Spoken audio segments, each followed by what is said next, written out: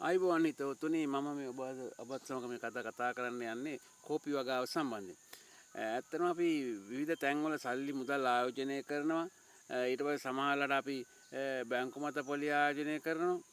මුදල් ආයෝජනය කරලා අපි සෑහෙන කාලයක් ඒ සඳහා බලාගෙන ඉන්නවා. සමහරවිට අපි මුදල් ආයෝජනය කරලා ඉවර වෙලා සමහර පොලුකාරයන්ට අහු වෙලා අපේ මුදල් අහිමි වෙන අවස්ථා තියෙනවා විශාල වශයෙන්. නමුත් ඔබ මෙවන් කෝපි වගාව වගේ වගාවකට ඔබ මුදල් ආයෝජනයක් කළොත් ඔබේ භූමිය තුලදී ඔබට ඉතා බොහොම කාලයකට පසුව විශාල කාලයක් ගත කරන්න වෙන්නේ නැහැ. නමුත් මේ වගේ ආදායම් ලබා ගන්නට හැකියාව තියෙනවා. නමුත් මේ ස්ථිර තත්ත්වයෙන් පවතින ආදායම්. ඒවසා තමන් තවත් කෙනෙක් මත රඳා පවතින ආදායමක් නෙමෙයි.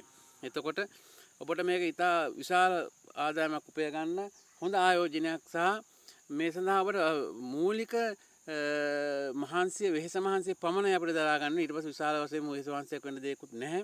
අපිට ඉතා අඩු ශ්‍රමයකින් වැඩි ප්‍රතිලාභයක් ලබා ගැනීමට හැකියාව පවතින භෝගයක්.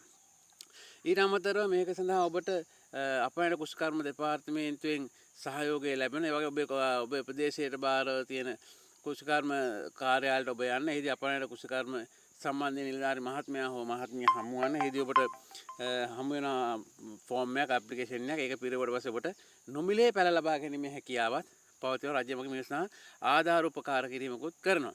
එතකොට අපිට ඔවුන්ගේ සියලු උපදෙස් ලැබෙනවා මේක කරගෙන යන්න. ඒ නිසා ඔබට ඒක වැඩි වෙහෙසකින් තොරව ස්ථීර වශයෙන්ම තමන්ට විශ්වාසනීය වශයෙන්ම තමන්ගේම ආදායමක් හැටියට උපයා ගැනීමේ හැකියාවක් පවතිනවා. ඉතින් මේ කෝපි පැළ අපි ලැබිලා තියෙන උපදෙස් අනුව සාමාන්‍ය පරතරය අඩි 8න් 8ට තමයි පවතින. ඉතින් මම ඔබට මටත් ලැබුණා කෝපි පැළ 100ක් ඉල්ලීම් කරාට පසුව. ඉතින් ඒ අනුව මම පෙන්නන්නම් කොහොමද කියන එක. අඩිය වලක් තමයි ඔබට මම මේ වල අඩිය වලක් කපලා තියෙන්නේ. ඒක නමුත් දැනට වලේ ප්‍රමාණයට තමයි සකස් කරලා තියෙන්නේ. ඉතින් මම මේ සකස් කරලා හිටවලා තියෙන පැළ තමයි ඔබට පෙන්නන්නේ. මේ ආරම්භ කරලා තියෙන මේ සම්පූර්ණයෙන්ම මගේ තියෙන මේ කිසි වගාවක් තොර කැලෑවට අවිලා තියෙන භූමි ප්‍රදේශය තුල තමයි මේ ආරම්භ කරලා තියෙන්නේ. ඉතින් ඒ අනුව මම මේ සමගාමීව මම පුවක් වගාවක් කරලා තියෙනවා.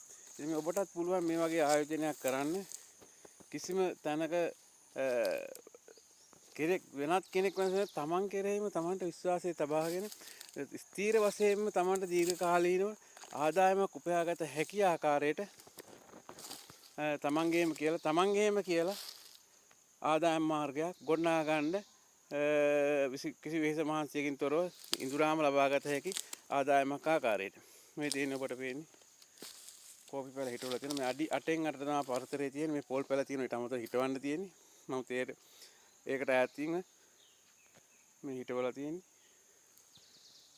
මේ මගේ වත්තේ වටේටම මේ සඳහා මේවා හිටවලා තියෙන්නේ. ඔබටත් පුළුවන් මේ වගේ දෙයක් කරන්න. තමන්ගේ දෙයක් අනුමත නොරැඳෙන දෙයක්. ඉතින් ස්ථිරම ආදායම ලබාගත යුතු දෙයක්. ඊට වගේම විශේෂයෙන් කියන්න ඕන කෝපි වගාව අද අපේ වගාකරුවන්ගෙන් ගිලිහි යන භෝගයක් බවට පත් වෙලා තියෙනවා. ඒ අනුව හොඳ වෙළඳපළක් නිර්මාණය වෙලා තියෙනවා. ඉතින් ඒ නිසා ඔබටත් හැකියාවක් පවතිනවා. ඔබටත් කළ හැකි දෙයක්. ඔබත් මේ සඳහා උත්සාහ කරන්න. මොකද ආරම්භක අවස්ථාවේ විතරයි ඔබට ශ්‍රමයක් මූලික ශ්‍රමයක් පමණ යට කරන්න තියෙන්නේ. ඊට පස්සේ ඔබට හැකියාවක් පවතිනවා. වාර්ෂිකව මේ ආදායම් ඵල නෙලා ගන්න. ඒ වගේම ඊ타මත්ම අඩු කෘමි හානි සහ රෝග අඩු භෝගයක් හැටියට තමයි කෝපි වගාව පවතින්නේ. ඉතින් ඒ නිසා සමහර විට ඔබ මේ ගැන නොදන්නවා ඇති.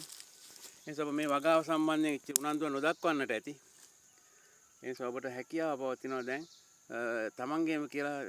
තමන්ටම කියලා ආදායම් මාර්ගයක් උපයාගත හැකි වාර්ෂිකව ලබාගත හැකි ස්ථිර තත්ත්වයේ පවතින ආදායම් මාර්ගයක් හැටියට මේක කරන්න. ඉතින් මේක විශාල වත්තක් අවශ්‍ය වෙන්නේ නැහැ. තමන්ගේ කිවත්තේ උනත් හදා ගන්නට හැකියාව පවතිනවා. මහා විශාල වශයෙන් වෙන ශාකයන් ඕන නිසා. ඉතින් ඔබට හැකියාවක් පවතිනවා මේ නිසා. ඉතින් උත්සාහ කරන්න ඔබ අදම මේ වීඩියෝ නරඹන ඔබ කුෂිකර්ම දෙපාර්තමේන්තුවට ගිහිල්ලා ඔබේ ප්‍රදේශයේ තියෙන කුෂිකර්ම කාර්යාලයට ගිහිල්ලා සුළු අපනයන භෝග නිලධාරිතුමා හෝ තුමිය හමුවන්න. එතුමා විසින් ඔබට ලබා දෙන ඇප්ලිකේෂන් එක ඒක පුරවලා දෙන්න. ඔබට කිසි කිසිදු මුදලක් වැය කරන්න වෙන්නේ නැහැ. ඔවුන් පැල ඔබට අවශ්‍ය භූමි ප්‍රමාණයට නොමිලේ ලබා දෙනවා. ඉතින් ඔබ උත්සාහ කරන්න ඔබේ කියලා ආදායම් මාර්ගයක් උපයා ගන්න. ඉතින් බොහොම ස්තුතියි මේක නරඹුවට. ඒත් එක්කම මගේ මේ channel එක subscribe කරන්න. ඔබට මෙවන් වගාවන් සම්බන්ධයෙන් සහ අවශ්‍ය කරන දේ සම්බන්ධව දැනුවත් කිරීමක් කරන්න. ඒත් එක්කම මේකේ තියෙන අඩලුහුණුකම් පවතිනම් කමෙන්ට් එකක් දාන්න. ස්තුතියි.